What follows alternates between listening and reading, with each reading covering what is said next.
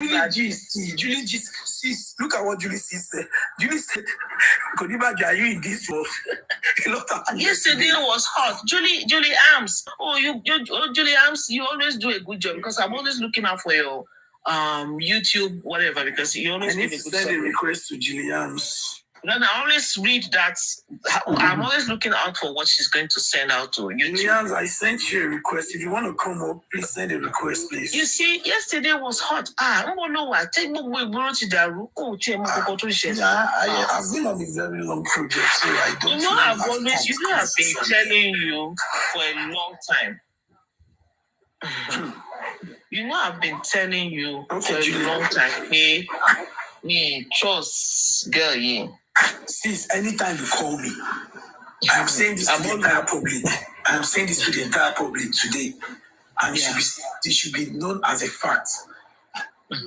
Omomi was the first person that doubted the loyalty and credibility of liars. Yeah. And not just liars. There are some other people you mentioned. We should wait till you get posted. I remember then you'd be like, Kunibaje, something is off about liars. Something is off about you kept saying it. You kept saying that song. More than 6 months within software. More than 6 months, people. Me trust the people.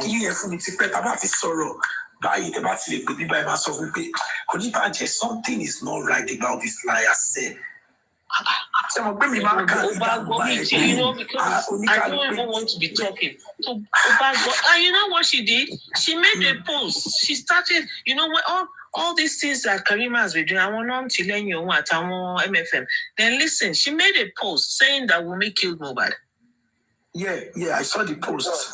And I mentioned I said she should be sued for that. I saw on one platform, I think Taylor's platform, where they were analyzing it. So I think the video I made, because I wasn't sure if it was Andu. I want her to be sued for that. Let her bring her evidence. No,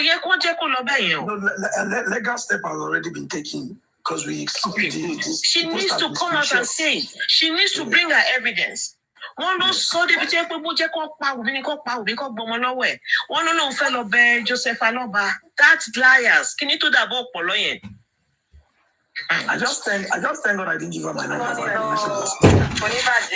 Yeah, my sister. Celebrity, long time. Good morning, man.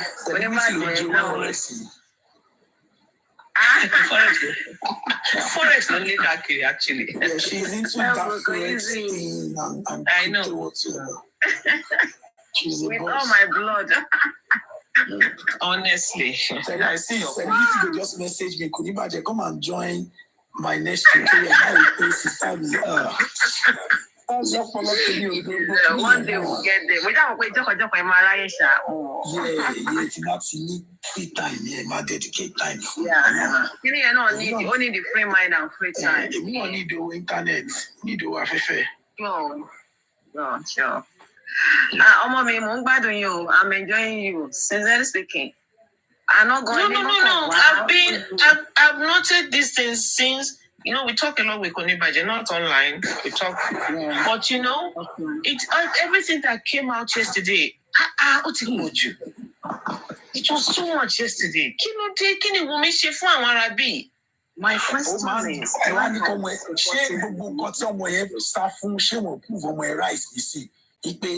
I need to be careful on how I talk to people I talk to. And yeah, she needs to be careful of her shadow, even her shadow, at this rate. Because no. Kini liars mpaka kirino. And somebody made a post now to say that, do you know that somebody made a post on Instagram now? Liars has been fraternizing with Bukky Jesse, and she's close to Naira Marley's mom. She is a shugidi. To bang liars, oh, let me say, let me, or she won't pay me. I'm a Kudi Borawan in Nigeria. You know, don't even think about it. No, don't even think about it. Emil, they buy me try nonsense, so don't even think about it. But the point here is, she is evil. If I come out,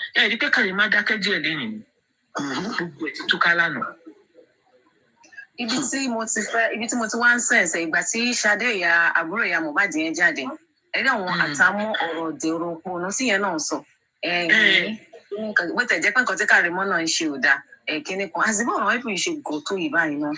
Not only that, including Mom's mom, how she allowed herself to be used. Because this is not right. Let me analyze Mohbad's mother for you. Mohbad's mother. I like her a lot, honestly, but that liars, do you know that liar made sure that she doesn't pick any other person's call? And she's following that. Can the liars what is this? That is the major conversation we should be having. So let me be honest with you. You see Mohbad's mother here. The difference between Mohbad's mother and Josie Aloba is just the fact that they will come and be accusing Joseph Aloba for going to wear his clothes. Meanwhile, I don't like that. The difference. Do you know the line that's between Joseph Amira, and the line that is between? Can you hear me now? Please. The line that is between Joseph Aloba and the wife is that they are not fighting same enemy. Had it been they are fighting same enemy, we would have seen the true color of Mohbad's mother. I am telling you this for a fact. I know some people have been like, nobody should blame Mohbad's mother, Iyani, nobody should come for Mohbad's mother.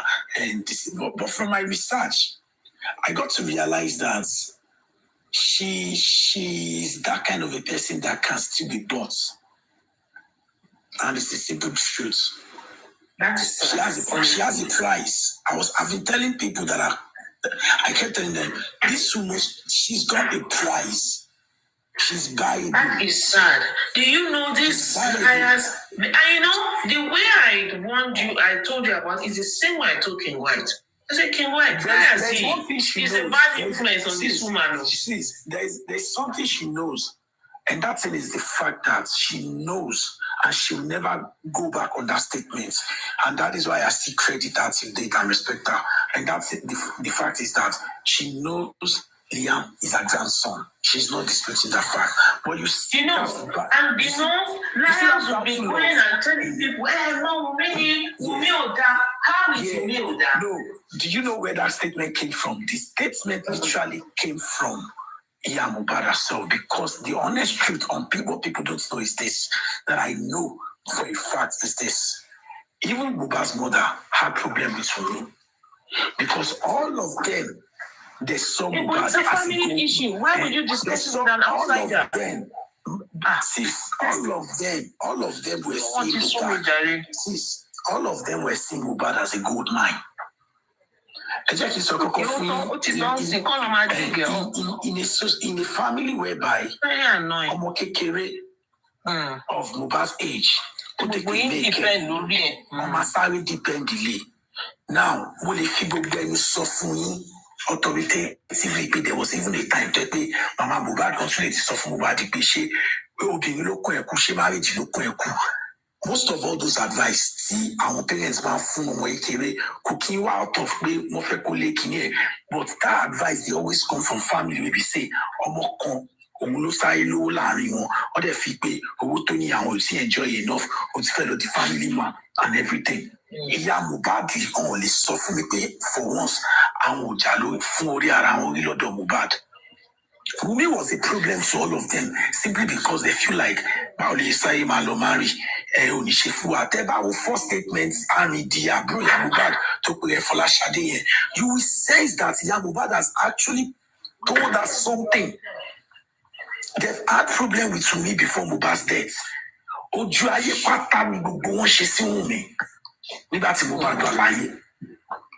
Because any to found no, it's not that when you talk for no, you can't. It's like you want my husband to be nice to you. You need to be nice to his wife. Exactly. That was the case of me with them. It's just, I will say that because and my husband was just like, people me at MOHBAD city, they might talk on me. He cannot talk to his wife. That's my husband. So they realized that for us to penetrate, let's just pretend to like this girl, or else there's nothing for us. All of them from day one were pretending to like me. Because if not that, now see, if not they that, understand. I'm not the family. We understand the family. See, we understand family. Won't liars. That is not related to them. She's not related to them. Liars.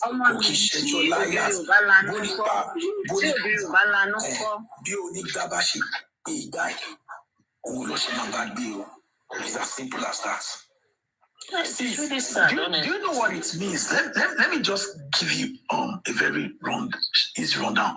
Let's say Okoiko Wale, Yatokoi Wale, Abro Okoin Flash Holiday Lodoin. We day direct. Normally, permission you are needed. That's your kitchen. That's your kitchen. Oko day direct, Rojo Kon. Oko one kitchen. It depends on everybody's personality.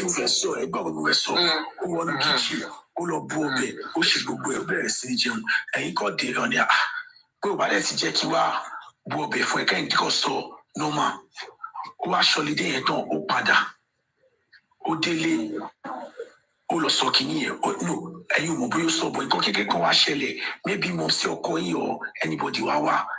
Tebatili gbọ́tọ̀ sọ pé state tebatili sọ statement kan pé bẹ́ẹ̀ náà ni lágbájá wa òun bí pé kí ló lọ bọ̀bẹ̀ fún ẹ mọ̀ pé wọ́n ti establish ọ̀rọ̀ yẹn nílé wọn wọ́n ti take a personal òun ló dífá fún Fọláṣadé àbí kí ló pé ìgbà wa kúrò ya Mohbad ìgbà tí Mohbad kú gbára ẹ lọ gbọ́ statement tó sọ nípa òun ni so apparently òun pẹ̀lú ìyàwó mi and some other family members ó ti jọ jókòó bára wọn sọ wọ́n ti ń rojọ́ òun ní tipẹ́ láàrin ara wọn pé ọmọ yóò ṣọwọ́ dáadáa. She has left everything for them now. She left everything. First lady, good morning. She left everything for them. She has moved on. But, after leaving everything for them, leaving the house, she didn't take anything out of the house. She did. Even the gold chain Mohbad bought for her as a push gift for her. These are material things that she will get better than that in life. Big deal. What's the big deal about all these things? My own problem is why will liars be the person that will now go and be doing all these horrible things to the point of saying she doesn't care? What kind of human being is liars? Enough is enough, liars. Go and get something to do with your life. They're not your family. You need to move on. She blocked Mama Mohbad from everybody because she doesn't want anybody to let her know how bad she is. Well, it's only a matter of time. Mama Mohbad, she will get to know who you are. It's only a matter of time. Leave that family alone and stop making it more dysfunctional. Leave them alone. We're only there to support them. Everybody's just saying, they're feeling a lot of empathy for them. Not for you to want to take control of the family. Who are you? Who are you exactly? Wants to take control of everybody. That you want to control somebody else's family? Who are you? You that you've never been married in your life, you want to be the one to say that you want to talk about people who are married. Do you know anything about marriage? Do you know anything about relationships? You've not kept any single relationship? What are you saying? I know that's paying me a lot. What kind of thing is this? Why interfere in their family affair? My own is protect the mother and her child, the widow and her child. That is all I'm concerned about. Anything, everybody back to our normal. My concern is Wumi and her son. Mama Sita. Mama Sita spoke to you. Mama Sita, can you believe that? Emma believe it.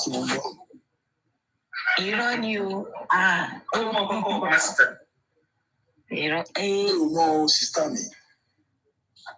Come on. I didn't know anything.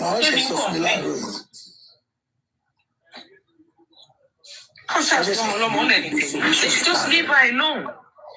Let her live her life. Is it want to long term and control family, only family that you don't have your own family. Do you know what it means? Yeah. Honestly. That thing she wrote. Yesterday. Mama Sita finished yesterday. Mama Sita Fajalano. Only now I understand when my dad will say, Those marry from a low family and illiterate. Where's the line that clean? Kini Popsi no man so go.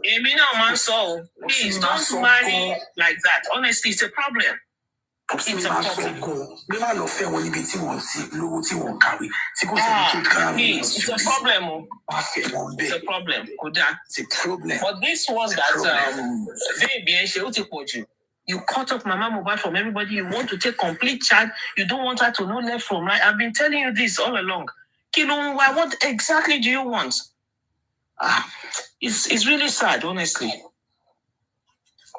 I became so worried. Mama sit and man disturb. I just get worried about me because worry me. Especially too much. Why? Honestly, poverty is a disease, or it's a very big disease. Honestly, this is what is happening. I've ever said, and first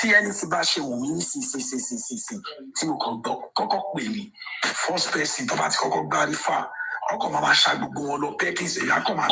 all of them. I don't even do anything. I will see them no be that. Because you just come. One after the other. You know what is even painful is we left that house not taking a pin of anything. Now you're still going after her. You're saying even if it means buying her, they should take that child away from her. Can you imagine? You see what that means? You know what that means? That is MOHBAD's son.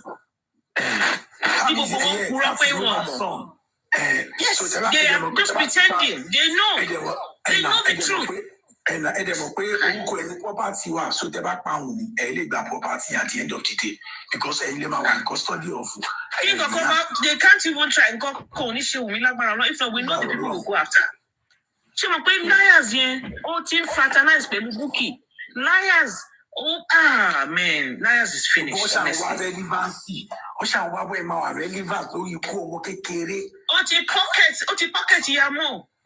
Hey, God. One day I'm by Yamo nowhere because told you about you see what will happen to you. Mama Sita. Mama Sita so you see? Mama Sita gist me, sister. No, it's very irritating.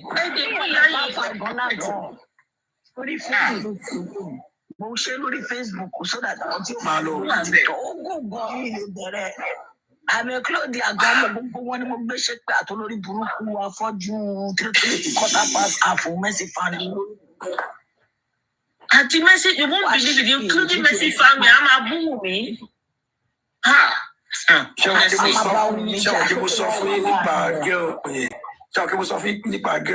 You know, we had this discussion about her. Good morning, Mr. Samuel. Thanks for coming on board. Good morning. Choppy me. Mr. Samuel, good morning. Thanks for joining us. It's very painful. Do you want to make any submission? I don't have anything to say, but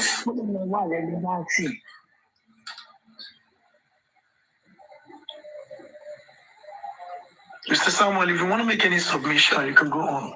I don't have any submission to make. I just like joining your program, so I don't think I have much to say.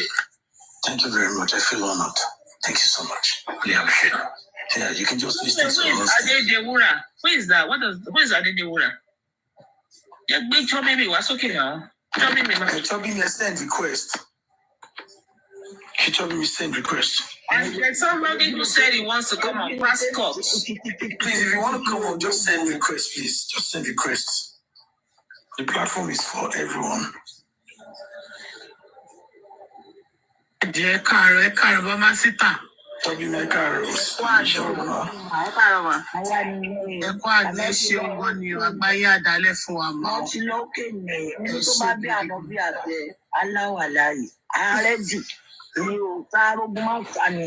Àbí kò lẹ́bi ẹ̀ ó ṣe bẹ̀rẹ̀ ni wọ́n ní jẹ́ tán. ẹ má bínú mama sí. Ìgbà tó máa sọ nìyẹn kò yẹ kéèyàn dákẹ́ fún wọn honestly. Ṣẹ́gbẹ́ tó jẹ́ Adédiwúrà lórí prophet ara àṣẹlẹ̀ ni. Kí ló iṣẹ́ òní ẹ̀ tún kí ẹ̀ tún kí ló lóun fẹ́ bá. Ó ní ó lọ sọ́dọ̀ Kàrímọ́ ó wá sọ pé òun ẹ̀yìn ẹ̀mọ̀ òun ògbà tí Kàrímọ́ wálé. Kíní nìyẹn kí lorúkọ ọmọ yìí Dábírà Mọ́ládédiwúrà mo ṣáà pé kíní kan owó kíní kan dábìrà. Sọ fún mi ní gist yẹn.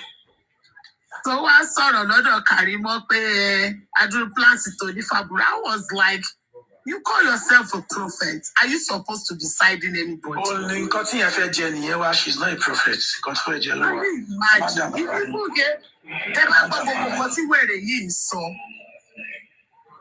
Ẹ̀yin ò tí mú anything bó ìwà ẹ̀ bó kan ó ní nǹkan tẹ̀lé ẹ̀ èmi kàn fẹ́ kó sọ̀rọ̀ kan pé ó kàn fẹ́ náà rẹ̀ sọ pé òun ló pa Mohbad pé òun ní proof pé kìíní kan kàn tẹ̀lé wá bá ṣì rí ẹ̀ alágbèéni. Ó ní Wùmí kọ́ ló pa Mohbad ó ti sọ ó ní Wùmí kọ́ ló pa Mohbad ó ní bòtí ìjà wà. Kò sọ̀sọ̀ kò sọ ni èmi kàn dúró kó sọ̀sọ̀ kò sọ ni because the reality about it is this: people don't know what is going on. I know a lot that is going on. You understand? And I always reach out to people that are close to me, like Omomi. I notice that everybody wants to control this girl. Everybody wants to have informations. Everybody wants to make that girl life like, because we are supporting you, you must listen to us. If we call you, you must pick your call immediately. Sis, this girl is grieving. This girl is going through some personal shit. This girl lost the person that she has ever known all her life. People don't understand. I am Rumi.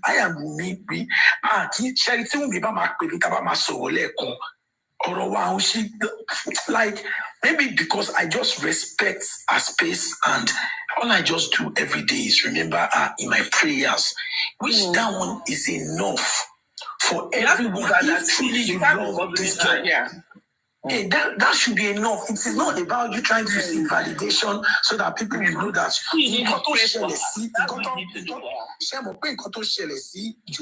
presently.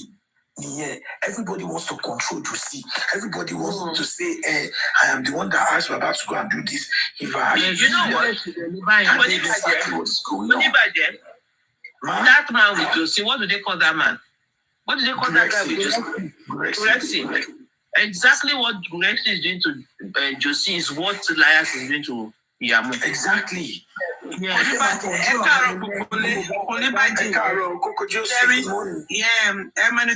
but I don't want to cuss it, right? Sherry, Mama Sita, mo dúpẹ́ ẹ kú ọmọ ènìyàn ṣe abiyamọ tòótọ́ ni. Ẹ mú Kàrímọ́ gẹ́gẹ́ bí ọmọ. Just like I wanted to say it on October platform yesterday. Olórí Ọ̀túnba ló sọ̀rọ̀ first lady. So I wanted to say it on the platform yesterday, but ó dà pé ti bọ́lẹ̀. In fact, mo ṣì máa sọ sẹ́ẹ̀lì pé èèyàn kọ́kọ́ gba bullet. You are the first person to take bullet for Iya Mohbad and Wunmi. Everybody, even Kàrímọ́, you are taking bullet for her. I had to love from one platform to platform. Tell on be everybody, Mama sister, in your life, you're the low sorrow,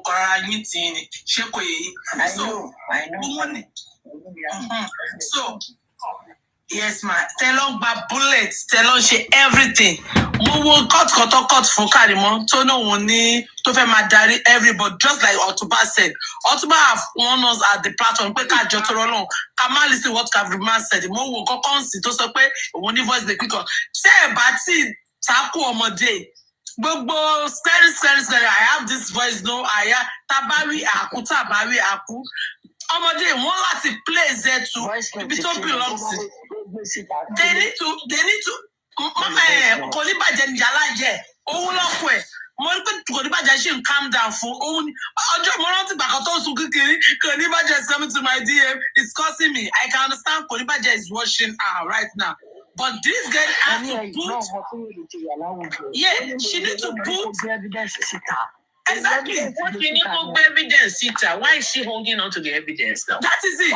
Step by step, dig past it. Can drag and be a but shaking here for. bá tí ì ṣe kíní yẹn fún kò ní bàjẹ́ ṣé rí àwọn kan wà mama síta àwọn kan ṣì wà tó ṣì ń believe ọ̀rọ̀ tí wèrè yìí sọ mò ń gbọ́ tó ní kọ́ máa drag glass dollars kọ́ máa. Kí lẹ́yìn máa ìwé tó bá tó bá ń gbá sùn lọ yẹ kó wá fún ẹ láti ṣe kíní yẹn tẹ́ bá ṣe kíní yẹn fún tẹ́ dúró ẹ̀ṣẹ̀ ìṣe fún díẹ̀ lásán àmẹ̀bọ̀ if you are here òun láti ṣe kíní yẹn fún ẹ sọ di rèrè ẹ sọ di olórí burúkú kalẹ̀ kárẹ̀ ẹ gbọ̀n kórì ẹ burú kalẹ̀ ṣé ẹni tí mo ṣe ń gbọ́dọ̀ ó ń irritate mi ó ń ṣe bí kí n kàn bí pàtẹ́kọ̀ òun ní everything lọ́wọ́ ó ń ṣe bí mo pé irọ́ ni I know he's a liar. He has nothing. He has no voice to that he's talking about. Emile 100% bet she's nothing but the child. Tell her to bring it out. That is it. Ẹ sọ fún ẹ kì délédélé pé tó bá ẹ wáyé ntì kan tẹ́ pé ibi tó ti ọjọ́ tó gbé tàfíìkì jáde táyé ẹ fẹ́ bàjẹ́ ẹ wá ibi tí ntì kan máa ti dùn tó jẹ́ kó máa ya wèrè lórí live. Ibẹ̀ ni kó wá gbé nǹkan tẹ́ mọ̀ pé ó lè ntì yàrá yẹ tó lè ṣe kíni tó lè ṣe fi gbé nǹkan tó wà lọ́wọ́ I know she has nothing. Tó lè fi gbé nǹkan tó wà lọ́wọ́ ẹ̀. No, ẹ fọwọ́ bá ara information. Ṣé ẹ bá ní live ló wà táwọn kan wá ta information ẹ̀? Orí live ló wà náà. Ẹ lè fọwọ́ ra information pé kí ni? Ó fẹ́ ṣe fracas ni. Ẹ ṣe kíní yẹn fún wèrè. Mo ní kó ṣe fọdún kan ká wá fà tó lè lọ sẹ́kìn tó bẹ̀rẹ̀ pẹ̀lú ẹ̀. Àwọn òkè ń bẹ̀. Bẹ́ẹ̀ tọwọ́ ẹjọ́ kó fi ààrẹ ẹjọ́ kó ṣe gbogbo. Kò ní bàjẹ́ why you looking at her because mo mọ̀ pé you have that kọ́kọ́rọ́ Kàrímọ́ lọ́wọ́ you have Kàrímọ́ kọ́kọ́rọ́ kò hàn. So my sis, let me explain something. Let me explain something to you about the way acquired. So Sherry, nígbà míì èèyàn ní láti máa bá ọ̀bọ̀ jáwúra. In as much as èmi mọ̀ pé àwọn èèyàn ti mọ̀ tó tọ́ oyè yìí èmi mọ̀ pé àwọn èèyàn ti mọ̀ tó tọ́ náà already. So iṣẹ́ yẹn ò ṣiṣẹ́ téèyàn gbọ́dọ̀ take serious mọ́. Instead of kéèyàn wá máa drag ẹ̀ ohun kan yẹn náà ni gbogbo wa máa lò fún Kàrímọ́ á ti dá gbogbo nǹkan tó sọ ìwọ ló mọ̀ ọ̀rọ̀ sọ ju ó ṣe but fún wa evidence. Gbogbo ilé tó sọ yẹn àti ìtọ́ abẹ́ díẹ̀ lẹ̀ gbogbo ọmọ alẹ́ ní wùmí ọ̀tá àti ìtọ́ fáwọn evidence làwọn máa bá fà. Ẹ wá rí pé tàbá tẹnumọ́ fún wa evidence yẹn ẹ wá rí pé àwa sọ sí you go explain tire mode. Ó máa wá gbogbo kan tó kọ̀ máa ṣe ṣìkò just dey do explain tire tó bá tó stage kan àwọn tó rojọ́ fún àwọn náà máa wá pẹ́ nǹkan táwa ń béèrè ṣé ìgbà tí à ń béèrè láti ọjọ́ ìpè ọmọ tí yóò sì kọ́ sáré lọ sí tó wá ní sí tó ń wá justice ẹ̀ẹ̀mẹ́yẹ mọ́ táwọn èèyàn fi béèrè question yẹn bá dáadẹ́ béèrè ṣebí question yẹn wọ́n padà béèrè sí pé ẹ jẹ́ ká tẹ̀ béèrè tó tọ́ ṣé kí wọ́n lọ sáré lọ sí ọmọdé kí lóde tó wá ń pariwo DNA is a must sí you want to know what killed your son ẹ bọ̀ ìwọ ọ padà béèrè question yẹn ṣe rí nígbà míì there was a quote I came up with this morning that the thing came into my head and that quote came like sometimes some people's silence is noise like it is noisy enough for the noise of someone that is making noise. Tẹ́lómi máa sọ̀rọ̀ ariwo ọ̀rọ̀ tí kò sọ yẹn ó pọ̀ ju ariwo ẹni tó sọ̀rọ̀ lọ ọlọ́gbọ́n ló lè yí. Oyè ẹ fi Kàrímọ́ lẹ̀ ẹ jẹ́ kó máa rojú ẹ̀ àwọn tó sáré jáde wá bá tó rò pọ̀ máa éèdò òun wọ́n ti dànù ó lọ síbòmí wọ́n ti dànù ibi tí wọ́n ti accept ẹ̀ náà ọyìn máa tó ti dànù because ó máa tó stage kó máa sún àwọn yẹn because kò mọ game yẹn play ibi tẹ́ máa ti mọ̀ pé kò mọ game yẹn play ó pọ̀ ó fẹ́ ra bàtà ó observe bàtà tó fẹ́ rà ẹni tó kọ ní kíní ò kọ dáadáa ó kò sáré kó bàtà wa when you tell one lie to someone like me you will need 1 billion lies to cover up that lie.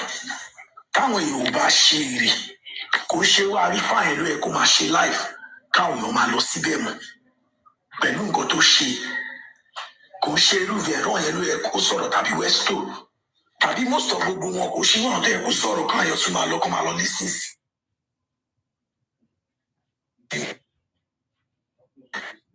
ẹ máa rẹ́ẹ̀rì nǹkan tẹ̀mí ní lọ́wọ́ àti proof ni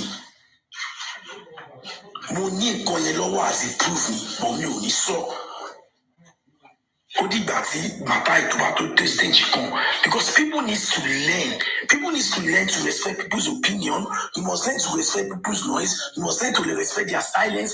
You must learn to respect a lot of things about people in as much as they are not your family members, in as much as they are not a public office holder. Tẹ́lá lọ most of our videos mi àkíyèsí ni máa ń pa àwọn èèyàn sí àkíyèsí bí tó ti ń ṣe mistake àkíyèsí nǹkan tí mo gbọ́ tí mo fi pé kíní yóò rí bẹ́ẹ̀ bọ̀ pé mo ń sọ fún ọ̀yàn you still get right to do anything wey you wan do but in reality ṣé wọ́n lè ṣe tiẹ̀ bẹ́ẹ̀. Kíní kan the last video that I made àwọn kan sọ pé torí pé ẹ̀rí wù mí pẹ̀lú ìyàbọ̀ ojú ẹni definitely ó ní kankan tó jọ ń plan mọ ibi tá a ti rí jòsí ni ibi tó sì MOHBAD sí tẹ́lẹ̀ nìkan ní jòsí ò sí padà sí ibi tó sí ọmọ ẹ̀sìn tó ti lọ wí ibẹ̀ nìkan ni kò sí padà sí òun yìí kan ló lọ sàbújá òun yìí kan ló lọ ṣe ṣó òun yìí kan ló ń kọrin bẹ́ẹ̀ dé fáwọn èèyàn òun yìí kan ló ṣe oríṣiríṣi káàkiri níbo ni àti ìrí jòsí torí pé wàá rí wùn mí pẹ̀lú Ìyábọ̀ Òjó lẹ́ẹ̀kan láti ìgbà tọkọ ẹ̀ ti kú ẹ fẹ́ ṣé kó má jáde ni ẹ̀ẹ́dẹ̀ tí mú anything torí wùn mí máa jáde tọkọ ẹ̀ bá ti pé wọ́n yẹ because ẹ̀yìn máa rojọ́ ó máa jáde tó bá ti pé wọ́n yẹ táwọn èèyàn ká máa kí ká máa welcome ẹ̀ as ọmọ kékeré tó ṣèṣe àgbàlagbà Wùnmí nìkan ló gbọ́n jù nínú gbogbo fámìlì yẹn kò sí nǹkan tẹ́ anybody fẹ́ sọ fún mi ó gbọ́n jù jòsí lọ ó gbọ́n jù ìyá MOHBAD lọ. Because kéèyàn tó lè kọ́mọ yẹn tó lè máa face ọmọ kékeré kó tó lè máa face irú nǹkan bẹ́ẹ̀ tí kò dẹ̀ jẹ́ kí everybody or anything or opinion kó get under her skin tó dẹ̀ hold dẹ̀ strong ipe mi ò ní para mi ò ní ṣìwàwò mi ò ní ṣọ̀rọ̀ sọ mi ò ní sọ nǹkan tó yẹ kí sọ torí pé mo fẹ́ wà mí jàre ṣé ni mọ̀ pé Wùnmí òun tún bá jòsí bẹ̀bẹ̀ ni tó sọ fún Kàrímọ́ pé kó bàbá ọkọ òun jẹ́ ọkọ òun ìgbàkan àwọn kan kílẹ̀ tún wá lára ọmọ jù yẹn lọ ọmọ tó gbọ́n jù jòsí lọ láti mọ̀ pé èèyàn kì í jà tán ọmọ tó gbọ́n jù jòsí lọ láti mọ̀ pé ààrẹ máa jà kùn sí because àwọn èèyàn understand nǹkan tó ṣe bẹ́ẹ̀ pé ẹ má bá ojú ọ̀la lè dáhùn jẹ ó pẹ́ kó tó yé ọmọ yẹn tó bá yẹ kó ọmọ yẹn mọ̀ kó máa wọ̀ sí tó yìí gbogbo nǹkan tí jòsí jẹ́ ń ṣe yìí tó ń ṣe fọ́mọ yìí ọ̀rẹ́ ẹni bá ṣe ẹ má jẹ́ parọ́ fún wọn rí ẹni bá ṣe ni nǹkan tẹ́ èèyàn kan máa sọ fún mi pé ìyàwó mi ò tọ́ mú mi kò sí nǹkan ò lè sọ yẹn fún mi kó wá mi jáde níwájú mi ò lè sọ o definitely àwọn wà kan wà lára mi tó yẹ pàrọ̀ ayé ẹ̀ lọ sí rí àti ìgbà ọdẹ tí yẹ ta fèlèfèlè káàkiri ẹ̀yin kan wá ń sọ̀rọ̀ pé yẹ ò sọ̀rọ̀ kí ẹjọ́ kí ni yẹ kó wa máa bá ẹ sọ ìyá tó ti sọ̀rọ̀ tẹ́ ti sọ pé kò ṣe yà dáadáa ìyá tó ti sọ̀rọ̀ tẹ́ ti sọ pé ó forúkọ MOHBAD ra ó forúkọ ra property fún MOHBAD. A lot of propagandas were being cooked that people can't even back up. And every now and then when we try to correct you people, when we try to make you people understand that, see, you need to be logical about this. You need to look at it from this angle and the other angle and all of that. You people will start ranting. You can't construct good conversation. You can't have a productive conversation with people. Tomati bẹ́ẹ̀ wá sókè báyìí. Only idiots go have popular Ayokade. Maybe one stupid, dirty thing, one pig like that. You know how we come for Papa I had to shush her like, Oga, don't fucking talk when I am talking. I don't want to hear you. I don't know you. I don't when I come on the platform and I am talking. Ṣé mo pé later ni mo ṣe mo pé ní scrat yẹn lọ gbé l'Abuja. Kó lọ mú l'Abuja. Ó dẹ̀ dùn mí dáadáa pé mi ò fààyè dáadáa wí pé mo sọ̀rọ̀ lórí life yẹn ìwọ náà fẹ́ fi. Wọ́n mú l'Abuja for what? Who is that? That one that sells right with it. Too long lost stage rally. I'm your card. I was just like, is this one mad? Me, I am talking. You know what she did? So I and Papa Rhino were having a conversation. You understand? Being reasonable together. Konibaje, do you know that you are on clinical justice? I was like, who the fuck are you? Don't you ever in your life call that name again? Don't you ever interrupt me anytime I am talking again? Don't you like Papa Rhino got here and you Papa Rhino you have me. I was like, I'll be waiting. So you see, the problem is you can see if it was, imagine what happened to her. If it were a woman now, they will bring up another kind of narrative. How can a married woman will leave her house in the night to hang out with men and come back in the morning? And you will now tell me you are talking about morals. And people like these are the ones that will sit down and want to judge and look at her. What she's doing. What does that even say about the men that even aided her to sit down in their midst to the next day? All of them irresponsible. Can they allow their own wives to do such? Yes. What do we say about such men? What do we say about Josie that lost his son and can't say,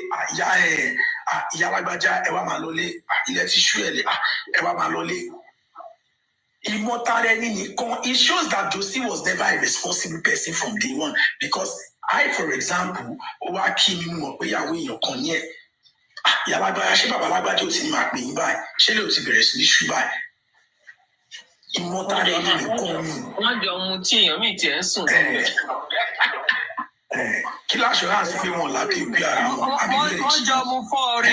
own poor. I took the shaman home. I drank farm. Also, I took for origin. I shake in it one who by pay. She God. So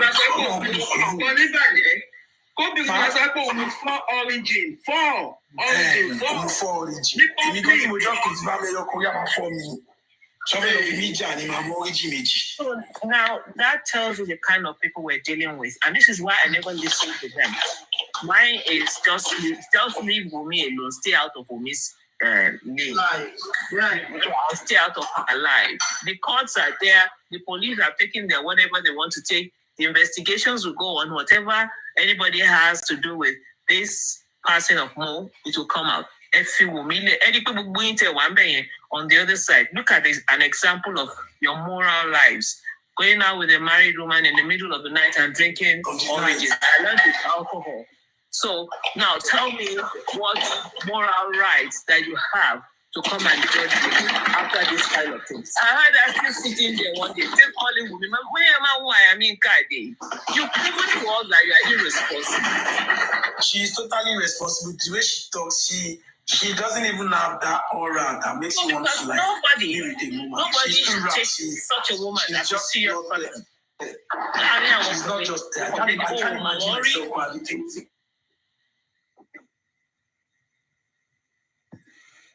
Like this. There's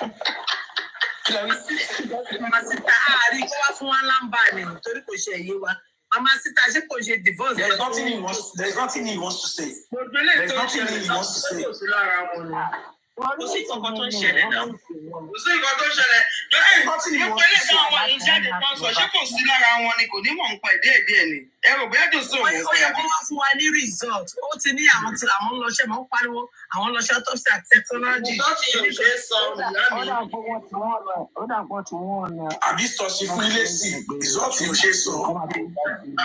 Ìṣọ́bà ṣe sọ ni wọ́n bá ti sọ, wọ́n bá ti máa kú. Bọ́ọ̀sì ò ṣe sọ ni. Èsì ẹ̀ là ń bí sọ́ọ̀sì fún yẹn. Bọ́ọ̀sì ò ṣe sọ. Kò ní bàjẹ́ jẹ́ kí Mama Peter sọ̀rọ̀ náà. Kí lè rí Mama Peter? Mama Peter ń gbọ́ ìmọ̀. Mo ní wípé wọ́n ti wọ́n ọ̀nà the court. Wọ́n tàn kọ́ ti wọ́n ọ̀nà the court. Wọ́n ti fà jù ó ní ìṣẹ́ lọ́dà. Because in the last time, I was pé àwọn tẹ̀sán pé bẹ́ẹ̀ ẹ máa ń sọ̀rọ̀ náà wọ́n ti sọ fún pé ní kọ́ńtù pé kàmá sọ̀rọ̀ ẹ má jẹ́ ká bá gbogbo ẹ̀jẹ̀ ọkùnrin kan ìgbà kan owó kan So that we go for charging.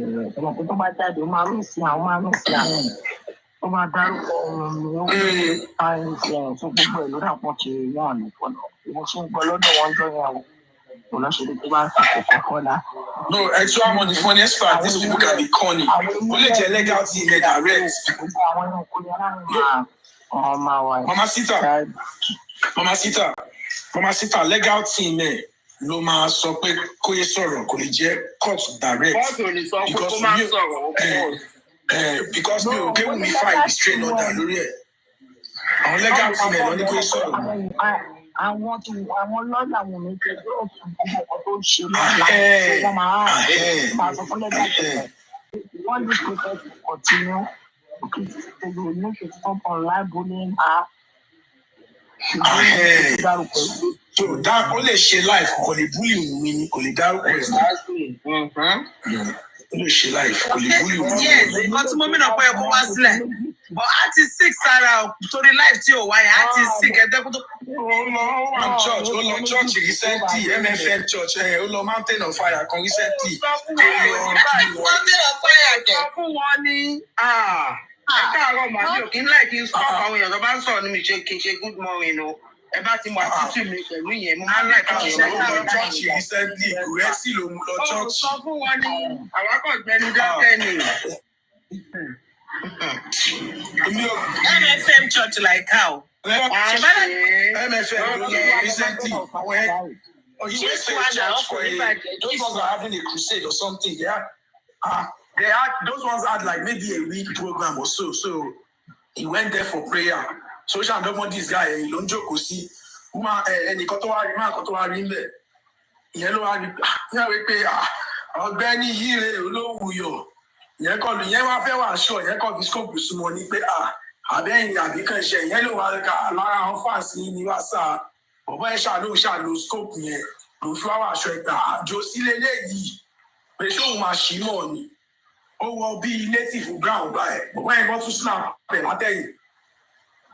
Ó snap ẹ̀ látẹ̀yìn ó nígbà tó ṣe prayer point pé ó lọ ṣe prayer point sọ pé ìwọ tó bá mọ̀ pé nǹkan tó ń ṣe tiẹ̀ tó gbà lọ́wọ́ ẹni ẹlẹ́ni ó ní nínú prayer point tiẹ̀ bọ̀wọ́ ẹni wọ́n wà precise again ni pé tó gbà nǹkan lọ́wọ́ ìyàwó ọmú ẹ pé bẹ̀rẹ̀ sí ní tọrọ fún ìdáríjì ẹ̀ṣẹ̀ nísinsìnyí according to what the person said allegedly any the funniest part pé pastor àwọn tó wà lórí ọ̀tà ó ní kò wọ́n jù sí rí kò ṣàmọ̀ pé Jósì wà níbẹ̀.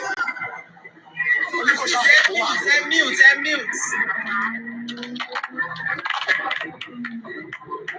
Kò ṣàmọ̀ pé Jósì wà ní church àwọn. Oníbàjẹ́ ní Samuel please ẹni Samuel ṣe ká tó kọ́ pàṣẹ.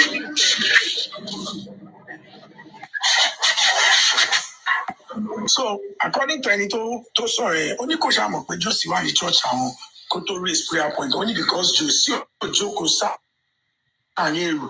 And you don't joke see. So I want to avoid counting your view because yes, question will be asked. She won't wash your white garments, Kakiri. Kilo one sheni, she oh, the bag on new white garments, money if you want to see MFA.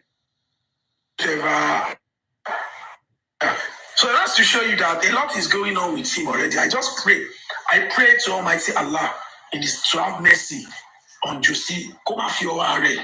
To Ediare because am I part of me community our dagba community so we have seen life even when you be Josie I'm obeying one oye àṣẹ Ọlọ́run ni ìwọ tó bá ti tolé ẹ̀yin ò lè dá and it's a simple reality because èmi mi mama sọ irú láyà tó sọ ìtàbí gbogbo àwọn kíjẹ sí gbogbo wọn yìí.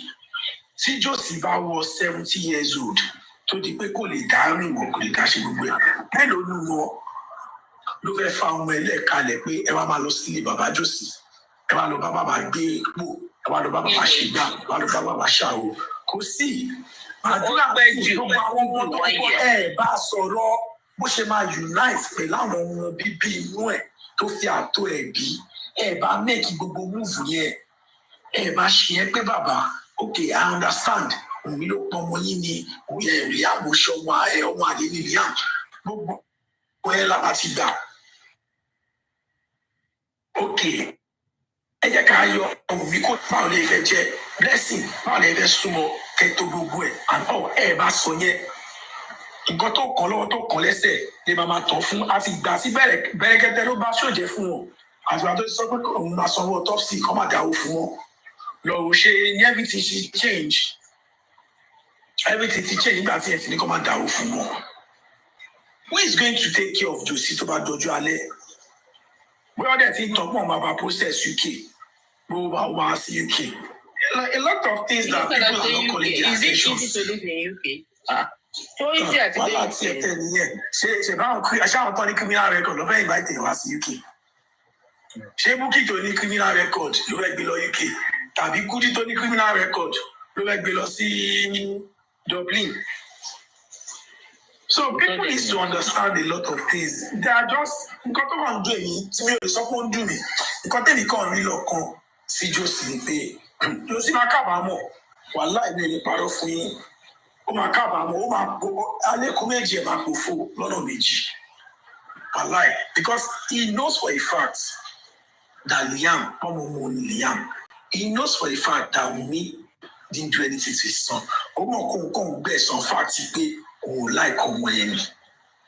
And it is glaring to see because tí MOHBAD ní tòótọ́ tó bá ever sọ kankan tí Josie lè dì mú tó dẹ̀ lè lo against mú Josie tẹ̀lé ìwò yẹn á ti tẹ́ndà ẹ̀ ti pẹ́ á ti tẹ́ndà ẹ̀ fáwọn ọlọ́pàá ti pẹ́ amúkun ẹrù ẹwọ olókè lẹwọ ẹwọ sálẹ̀ kí lẹ̀bi Wunmi nínú gbogbo ọ̀rọ̀ yìí kò lẹ́bi kankan ọkọ ẹ̀ kú kò ní kọ́ lọ́wọ́ idiot kan kíkẹ́ mo tẹ̀ sí gbàgbé orúkọ woman yìí kíní kan chubby kíní kan ló ń jẹ́ ó máa ń lọ ó rest lẹ́nujọ́ mẹ́ta yìí ló sọ̀rọ̀ níjẹta ọgbọ́dọ̀ gbé dàrúṣà ọwọ́ ẹ̀ ń bá mu MOHBAD ó dẹ̀ ló wà lábúrò ló wọ́n ní environment. Gbogbo wọn dìde rìn. Ṣé ilé Jerry sọ? Ó dẹ̀ ní sísì ń máa gbé sọ ló sẹ́sẹ̀. Àwọn orí pé Lady Harris sọ owó kan lọ fi arrest wọn. Ibi tí wàá mọ̀ pọ́pọ́ lọ yẹn kò tó ta. Èèyàn kan credit mo sọ fáwọn èèyàn pé sis even Harris in this matter she has found herself a character. Let me explain later. If not for the fact that you have turned yourself to a character, why would you go and wear your regalia, your so-called law regalia and your wig and be forming the same? Konibaje, it's what you see on the surface. She's one of the biggest problem in this case because Oluman sponsor all sorts of petitions. Exactly. And she's supporting Prime Boy. She says she knows that Prime Boy fought, but no, there is Wunmi that is her problem. She wants Wunmi jailed. It is my Me is a problem. Don't study law. If you call it law to study ṣiṣẹ́. Me is a problem. Àwa wí tán ó lọ ra lawyer regalia àti kí ni ó lọ ra stock ó ń claim pé òun lọ́ọ̀yà ló wà ó lọ anything ọlọ́run má jẹ́ kí n lo 8 years or so ní university for a certain degree kí wàá sọ pé mi ò ní fi kíní yẹn ṣiṣẹ́ ọlọ́run má ṣe sí tèmi bẹ́ẹ̀ and all these people are not credible people to listen to. I'm not at the end of the day you can't say I am saying this because we share same also I am not a TikToker. I don't come on live steadily. The only reason why I came on live said I don't even know what I was saying. I go shower maybe because I just couldn't sleep because I'm tired, I'm having fatigue and everything. Just let me do life. And apparently I'm not home to buy play game with mama play. My day one life me. But I just thought about it like it's been long that I've even said one or two things regarding this whole mess going on. Olórí burúkú wèrè tí ọgbẹ́ mi ò ní dárúkọ ẹ̀ for now. Tó ń bá bẹ̀bẹ̀ ó tún ti padà sí life. Ó ti ń rojọ́ wẹ́wẹ́. Tó bá tún bẹ́ẹ̀sì lórí ẹjọ́ wẹ́wẹ́ yẹn wọ́n á sọ pé wọ́n lọ agbára fún wọn. Gbogbo nǹkan tẹ́ ẹ̀ sọ tẹ́ ẹ̀ lè prove. And the fact that the people that listen to you won't even ask you the question of ṣé mọ̀ pé ọ̀rọ̀ pé evidence ṣe lè prove ẹ̀ yìí ṣé mọ̀ pé mi mo ṣẹ̀ṣẹ̀ jẹ́ kí gbogbo èmi làwọn idiot láti your daddy etc ṣé mọ̀ pé mi ni mo fi sí ẹ̀yẹ sí gbogbo wọn nínú tó fi di pé nísìnyí tó bá sọ̀rọ̀ lórí platform àwọn náà máa sọ pé nǹkan tó bá lè prove máa wá sọ èmi mo jẹ́ kí fear wà nínú wọn cause I remember very well pé gbogbo wọn máa support gbogbo narrative yẹn ìgbà tó di pé a bẹ̀rẹ̀ sí jáde tá a advocate fún ọba pé ọba àtẹ̀yìn ló bá anything ẹ make proof kàn people wá proof nǹkan tó sọ ìgbà tó di pé kábíyèsí gbà wọ̀n yẹn tí kò sí evidence tí kò sí proof gbogbo wọn sì try it ẹ̀yin tó dẹ̀ ìmọ̀ àgbẹ̀ pọ̀ láti mo fọwọ́ sọ̀yà fún ẹ èmi ni mo sọ fọ̀yà fún ẹ ó máa ṣẹ̀wọ̀n lórí ìṣẹ̀lẹ̀ kàmbíà ó máa ṣẹ̀wọ̀n kan fi ọmọ àgbẹ̀ ẹ gbogbo bíi tẹwàá yẹn ó ṣe ní tẹ pé ọwọ́ ìjọba bí lè tẹ̀yìn ọ̀rọ̀ ńlá lè dá ẹ̀kọ́ mọ́ ni àwọn tẹ dáná sọ́dọ̀ ẹ̀ ọ̀gbá yín ní kékeré ìtọ́ ẹ̀mí máa sọ fún èèyàn Nigerian police and our system you can't compare to the one of abroad the one of abroad only process tí Naija bí báyìí ṣọmọ ilé ẹni tó bú ẹ abọjá lọ swift into action ni ìtọ́ ẹ̀lẹ́ máa ń dàbẹ̀ ni pé ẹ máa ń rò pé maybe Nigerian police are not working or the authorities there are slow. Nigerian police in as much as tó bá ti mọ̀ pé o lè prove nǹkan tó sọ kò sí ètò kan ọlọ́pàá Nàìjíríà ó ń bọ̀ wá ṣú ẹ̀ ni wọ́n á ṣú ẹ̀ ó yá ọ̀fẹ́ sùn báyìí kan ó yá ẹjọ́ ojú ara yín ó lè defend rẹ̀ pàdé ní kọ́ọ̀sì ni. See the narratives Arifa and some of his co-hosts are painting as if the Nigerian police disappointed them.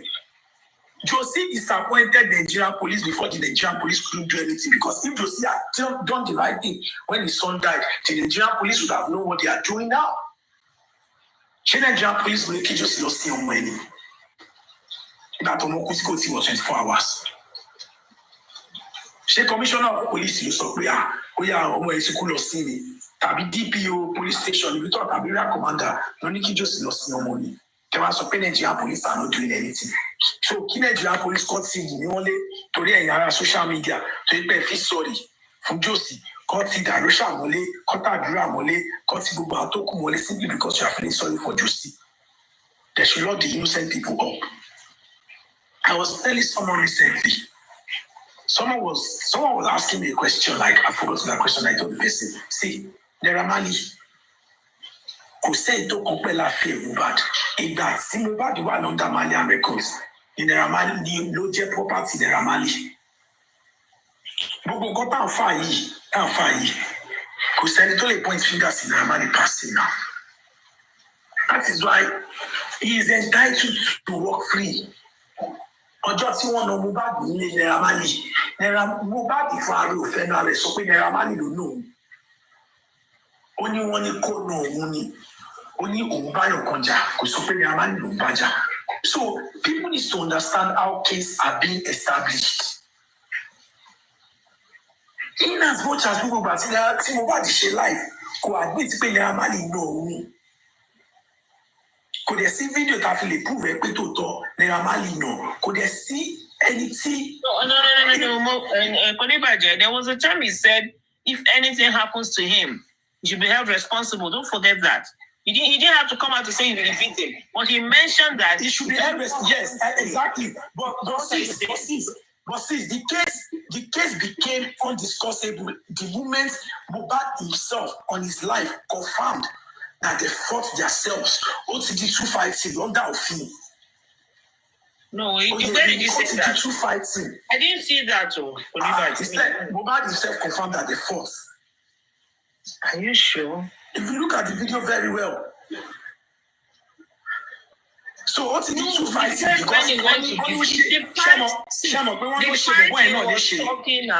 Listen, the fight he was talking about was when he went to say he didn't want that manager again. And exactly, that's what I'm and what did he say? Wait, that was where he said he was watching, but he instructed that they were beating. His friend said it. No, he didn't mention that they didn't have a problem.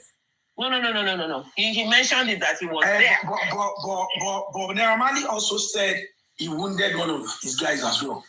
It doesn't matter. He was present. See, let me tell you something about how you do. So see, this is it. This is how the police are going to raise it. No. See, when something takes place, let me give you an example.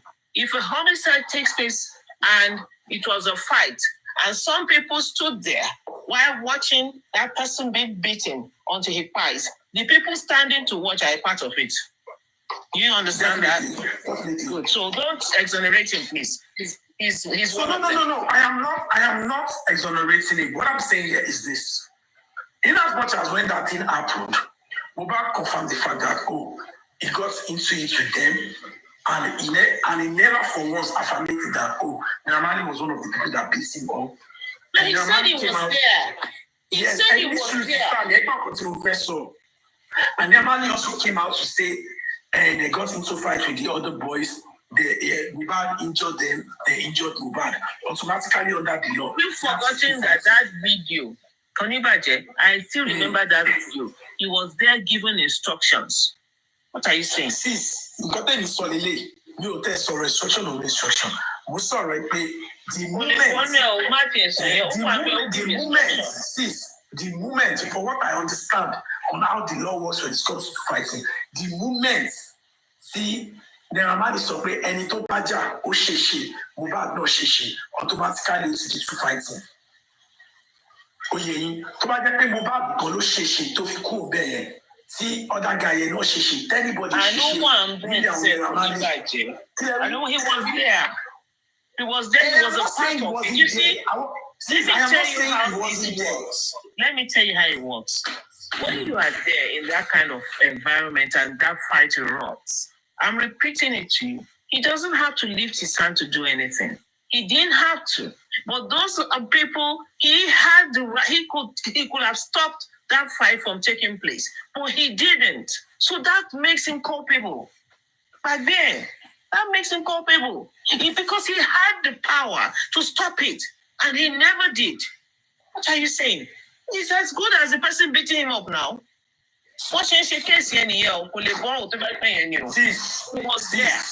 Sis, èmi sọ fún yín for a fact ipe tí Naira Marley bá confirm ipe sẹ MOHBAD ìgbà tó jà ń bẹ ó give instruction kò give instruction MOHBAD ṣèyàn léṣe ó ṣe MOHBAD léṣe tí MOHBAD bá ìwà life till now two fights lọ́lọ́pàá máa kà sí MOHBAD àtẹni tó jà tọ́jọ́ ṣe ra wọn léṣe pẹ̀lú Naira Marley lọ́jọ́ máa tì mọ́lé because òfin Nàìjíríà recognize two fighting.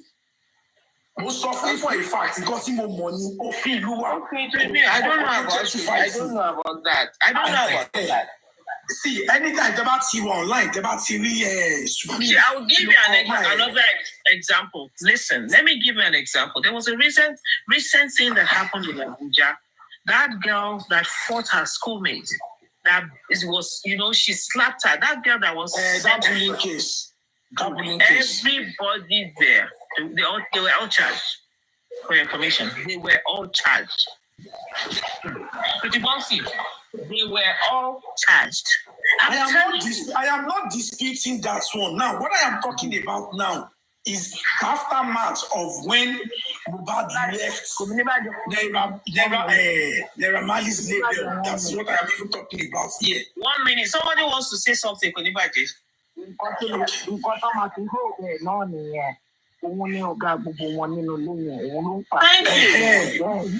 No, sis,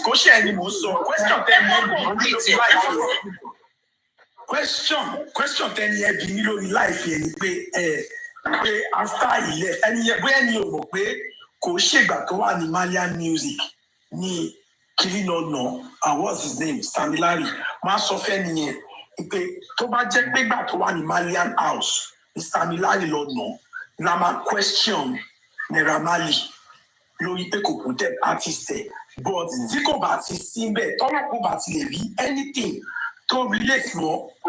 Okay, this information came from Naira Marley to Sammy Larry that MOHBAD is so please go and beat him up there. The bullying of Sammy Larry towards MOHBAD can never be pinned on Naira Marley. That's not what we're talking about. Police sis, except the police have a proof that the bullying was orchestrated from Naira Marley to Samilari. That's what we're talking about, please. No, I am talking about the conversation I was having with a certain person. Okay, good. It's a different conversation entirely. You know, this one that happened in the Malian house, there's a recording for it. No, bó ṣe lè ní sọ tí Samilari yẹn lè ní sọ ọ̀rọ̀ Samilari yẹn lè ní sọ cause ẹni yẹn fẹ́ máa sọ pé kíní máa ṣàlàyé fẹ́ nìyẹn pé in as much as tọ́lọ́pọ̀ bá ti sọ pé text message kan wà láàrin Samilari àti Naira Marley pé ó yá Samilari ó sì wá bí báyìí lọ́nà ọmọ bẹ́ẹ̀ and all ẹ̀ attach Samilari ẹ̀ attach Naira Marley mọ́. Wait. Everybody more with Aja Naira and Sam Larry. I can order my dog to bite. You know the talk which Mamma Tadi no Babu. Anything about what I go back to in civilized country. One more people she shop on and don't take order. And it's just a long way. It's a Naira long way. But sister me by law. Èèyàn gbọ́dọ̀ lè prove ẹ̀ beyond reasonable doubt because tájà bá bú ẹ jẹ question tó máa bí ẹ pọ̀ níbo lájà ti bú ẹ jẹ.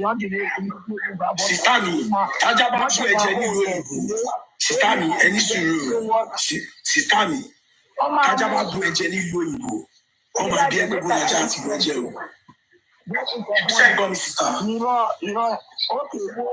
Let me tell you that this sùúrù now. Clarity lọ́nà MOHBAD pé lórí pé ó jà wọ́n lówó ẹ̀fẹ́ gbé lọ travel kò gbé kinní kan lọ́wọ́ tó ti lọ dá true ẹ̀ tó náà wọ́n gbé kinní mi báyìí ó sì wà lọ́nà ìlébẹ̀ wọn ò ní gbúdọ̀ gba anybody tó bá kó tíṣọ àwọn ọmọ máa daṣọ yẹn rú ni. You see those are the things táwọn lọ́ọ̀yà lè work with now. They can work with it, but I want to quickly correct one thing. Sis, they can work with it. Sis, nǹkan tí mo try láti ṣàlàyé fún yín. Konibaje, can I state something here? Konibaje, if your dog bites someone here, you are responsible for that. Okay, sis, let me tell you something. A show that I watched recently. So a woman claimed that the dog bites her and all of that. So how do you allow it to go on as the old money of Gallagher company? You take responsibility for it.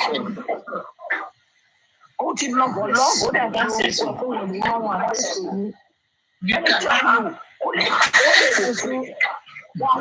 Ẹni tó sáyẹn ìwọ́kọ́ ní ìlú gbogbo àwọn pípọ̀ wà hàn sókèlè bàfà gangan tó bá náà wọ̀ mọ̀ wá nínú ìkànnà nù tó bá gbé gbogbo fídíò pé tí kankan bá ṣe mí o kọ́ ó dẹ̀ni báyìí rẹ̀ pọ̀ sí mi yóò mọ̀ kọ́ tí ṣe é fún wọn.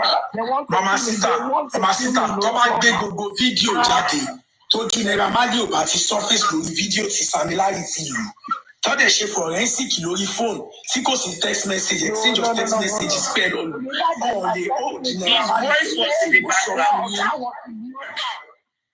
His voice was in the background. His voice was in the background. I am talking about that video of Zlatan and Samilari. Ẹ jẹ́ ká máa tẹ́lẹ̀ ọ̀kan náà ẹni sùúrù ìṣẹ̀lẹ̀ ṣẹ́gun tí wọ́n bá lọ sí láàbù èèyàn kí ló lè bá ṣe máa ń ní fọ́máǹtì ẹni tó fún wọn ní bó ṣe máa gẹ́ẹ̀tì ẹni tó tẹ̀sí wọn accomplice gbogbo everybody lọ́ máa sọ bẹ́ẹ̀ yẹn mọ́kọ́ ìkọ́ni báyìí àbí tó bá pààyàn ta ló mú nọ́mbà ẹ̀ lẹ̀ ta ló sọ fún wọn pé owó wà lọ́wọ́ ẹ̀ ta ló ní contract ẹ̀ everybody is an accomplice kí ló ń sọ. Mama Sita, ẹjọ mẹ́ta rí láyé kan. Mama Sita ẹjọ ẹni sùúrù. Sista mi ẹni sùúrù. Ọ̀túnba Shex kó máa ṣe pé lórí burúkú ni ẹni. Jẹ́ kí skul yá ẹ̀ díẹ̀. Tí ajá mi bá bú ẹ̀, ajá mi bá. No, don't say that. Kí ló sọ? You don't need to go there. Yàrá ẹ̀jẹ̀. No, sis, just let me. The guys be saying rubbish, sis. Just let me put him in check. Tí ajá mi bá bú yàrá ẹ̀jẹ̀. Oyè kóòtù máa béèrè pé ṣé ní compound ni ló wà kóòtù máa tún máa béèrè pé Ṣé mo gbé beware of dogs sínú ilé mi because mo mọ̀ pé Rottweiler ni mo sìn, mo dẹ̀ mọ̀ pé ó lè attack a total stranger. So orí beware of dog, ó dẹ̀ wà lórí pouch mi, ó wọnú compound mi. Mo dẹ̀ mọ̀ ajá mi dẹ̀ rí as threat, ó bú ìyá ẹ̀ jẹ́ ẹgbẹ́ yẹn because there are things you people don't understand, especially you this so-called bastard they call Otunba Sheks that likes coming on my page to rant. Because most of you think that is just how it was because my dog beats you and everything automatically I'm going. No. If I have beware of dogs in my compound and my dog is a very crazy one and you walk into my compound without knocking the gate, probably you jump in, you didn't go through the right process in entering my compound and my dog sees you as a threat, you are gone. Because what you don't explain for anybody by consider process simply because you have problem with me. You have problem with the fact that I am more intellectual than your entire generation. What they are explaining to you about the dog is not how you are processing it.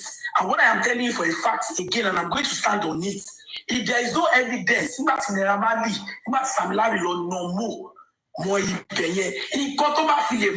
they can own Naira Marley for what happened in the Malian house, but not for the bullying of Naira Marley not for the bullying of MOHBAD after he left the Malian house, not for the video that we saw that surfaced that Samilari went to beat him. Because in the video that we saw, did we see Naira Marley in the video? No. So they need to be able to do a bigger finding that will now connect Naira Marley to that bullying, to that 2 million naira and everything. Did the instruction came from Naira Marley to Samilari to go and beat him? Yes or no? Just the way we are talking about how Samilari had to use Obelegushi name to lie. How are we so sure? Ọ̀nà méjì ni ṣó ń gbèjà Samilari ẹ̀ ṣó ń gbèjà Naira Marley ni tàbí tòótọ́ ló fẹ́ gbowó padà lọ́wọ́ Mohbad. So there is no way we can. I am not supporting Naira Marley. Apparently, I don't fuck with him. But I am literally telling you the psychological and logical explanation behind this thing. In as much as Naira Marley was not present at that particular day that Mohbad was beaten up, neither was he present at what's it called, Ikorodu, when Prime Boy decided to fight him and it escalated to what it is now. You can't hold Naira Marley on anything except there is a message, a text message to prove it that yes, Naira Marley sent a message to Prime Boy to go and beat him up, or Naira Marley sent a message to Samilari to go and beat him up. Yeah, I'm going to say it like it is, and that's just the simple truth. So Otunba, timeline. Let me explain something to you. See, when investigations are done, Otunba, I am not a pillar of knowledge and wisdom, but the entire generation will still learn under me when I'm talking.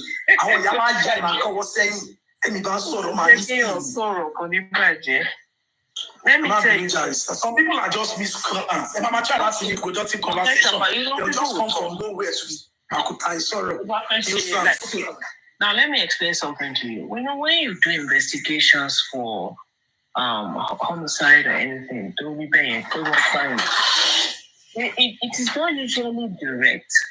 If you want to link Naira Marley to this thing, it won't be a direct thing. They know what to do. They know what to do to nail him. They won't come directly to say, oh, no, investigators don't work that way. They know what to do. They know how to track everything. You don't need to say anything. They know what to do. And let me tell you, there are no perfect crimes. There is no perfect crime anywhere. Something will give up that crime. So there are no perfect homicide or murder. Come and give it away. So the way to come is they will not say, oh, there's nothing to link Naira Marley and Prime Boy. There's a way they will link them. They know their job. You just leave it. But they know how to go about it. And it is in the manner that you will never ever imagine. Intelligence, but me. That's all. Exactly, sis. This is exactly what I'm just trying to say. That it is like it's not just going to be based on the fact that social media people said Naira Marley knows about it, Naira Marley knows about it. They will name him in a logical way that is not going to sound like a witch hunting. Just the way they are doing to me now, that they don't have any logical explanation on why they think Wunmi killed her husband. Because much allowed to explain. Let me quickly respond to somebody here. You see, Remy Topaz, I understand you're saying something and something has to tie him to that place at that time. It doesn't have to be that. See, do you watch all these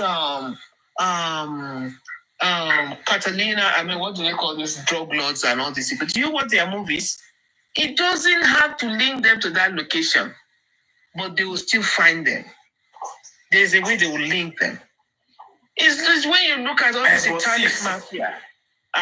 Well, investigation to kill another in general. But this is, the linking and tying everything up. It's not always based on assumption, you know. No, you don't assume. Oh, they will work. Thank you very much. That's what I am trying to say. Because But it's not going to be based on assumption. I don't know. It's going to be based on what they can prove. Because you don't just assume that something happened. No, they do proper investigations. But you will not. Yeah, I get you. You will not believe how they will link these things. And so what I was saying, Catalina, still, and all this. I've watched so much of this mafia things and drug things that in me go to any ever imagine go to Shelly. In your ton link, monko. So these are the things that I'm saying. And there's another mistake people are making again. That thing just occurred to me recently. So there's this guy I'm following on TikTok. He tells crime story. So there was a pattern in which I noticed in most of his crime stories. And I now realized that Nigerian police are really trying. And I feel like we don't give them enough credit. Let me tell you what I noticed. So this guy, whenever he narrates a story about maybe stalking or bullying or anything, see that thing now leads to death. This guy will narrate to say, there's this guy, there's a woman stalking her, there's a woman stalking him, blah, blah, blah, blah, blah. The man now decided to go to the police and complain to the police, and the police will say there is nothing they can do about it. That is the so-called perfect society that most Nigerians are always making reference to whenever they want to drag Nigerian police regarding MOHBAD's case. Now, I have seen different videos of this guy where he will talk about how the victim, the late victim of anything he's talking about, reported to the police in his area or in an area, and the police will be like, there's nothing they can do about it, that you can't stop this person from doing this, you can't stop them from walking around social thing. Then when it now becomes like a bigger thing, that is when they take it serious. Now, let me reference it to the case of the Nigerian police. If you go to the police station now, and you tell the Nigerian police that your neighbor said he's going to stab you to death in the next 2 hours, right on that spot, without proof, Nigerian police will follow you and invite you that your neighbor. Hey, Oga, we hear say you talk, say you will kill this person. Compared to the American system, whereby whenever you report, they make it sound like it's nothing until it gets serious. So when people are now going against Nigerian police regarding this MOHBAD case, and I started watching that guy's crime story, I was now trying to understand some things about we Nigerians. We don't watch American movies to believe say that's so they work. I was talking to a sister friend of mine, and she said she wasn't feeling fine. I said, go to the hospital. She said if she gets there, they'll only give her paracetamol and ask her to go home. But if you're in Nigeria, if you go to general hospital there and you complain about headache and fever and everything, when you tell the doctor there that he just said, I want you to admit me because I'm not feeling fine. Okay, fine, no problem, we'll admit you. But there in abroad, according to what I was told, according to what I know, when you complain about a normal headache that you feel like they should admit you, they should treat you, they should inject you, they will insist, no, it's not yet serious. It has to be serious before you can be taken serious. And these are things I always tell people, like, it is easy for you to condemn some of the system here simply because you have access to it and you don't know the value. And it is easy for you to compare it to a system that you think that's how it works, simply because you watch some American movie that telling you, Oyinbo life matter to Oyinbo. Once they carry you enter emergency like this, Oyinbo don't put oxygen. It is easy because that's what they want you to think it is actually happening. But in reality, when you move close to people that are in the field or the people that are literally there, have literally been staying there all their lives, they will tell you that is not how it happens. So these people dragging in the Nigerian police into this mess, anytime you try to make them understand that they are working, it's always funny. It is always funny. And it's really crazy. It's really crazy because anytime you try to have this conversation with them, they will never just listen. But everybody could do it last. Malowo, Kini, Mama Sita, so that I can just see. Because I didn't know a lot happened yesterday. Girl, I didn't know. Anyway, good morning, my sisters. Have a lovely day. I'm about to start my morning. Friday. Àti jẹ́ta máa ní fire to fire láti jẹ́ta. Ṣé Kàrímọ́ náà yín bá wọn pàtẹ́kì nínú gbogbo ẹ̀? Kàrímọ́ náà ni ò ṣe mọ̀ pé nígbà tá a ṣe rí tó ń bá àwọn pípù yẹn ṣe. Àwọn yẹn pọ̀ ọmọ mi lè ṣàlàyé lord me. No, I can't. It's too long. It's too long. My sister says she has everything on her Facebook. It's too long. It's too long.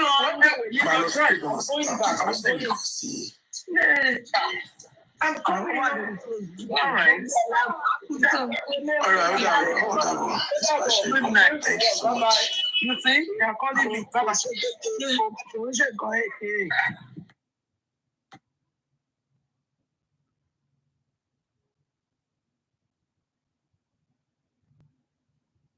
So if you had an issue with me, you could have just addressed it with me. And this about me so now, I see so running by you would have actually did it. Please. Let me land. Please. Round up 2 minutes. Round up. Won't take long. Round up. Well, not me. Generally, if it's me 6 anymore, I recording. Wow. Then, I don't want to hear that she said, and you now say you don't have the recording. I want to know, I want to hear her voice. In that song, John 3 along. Oh, yeah, mistake round up 2 minutes. We don't have to cut the long story short. Me join a cup and liars at vitamin B. I'm going to test out with you. Or you other dead being the shaking with the hand go put the move on. So now, yes, not even once. Bear vitamin B and color bone, not just once. They must say, it is vitamin B. I say it most times that when you go to the one bone, then she was picking.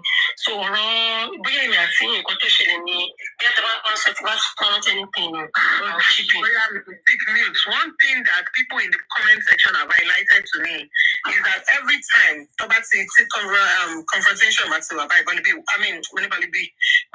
comment section last one mistake one man so you're gonna please sit on the platform and listen. Let everybody say what they have in mind. Vitamin B.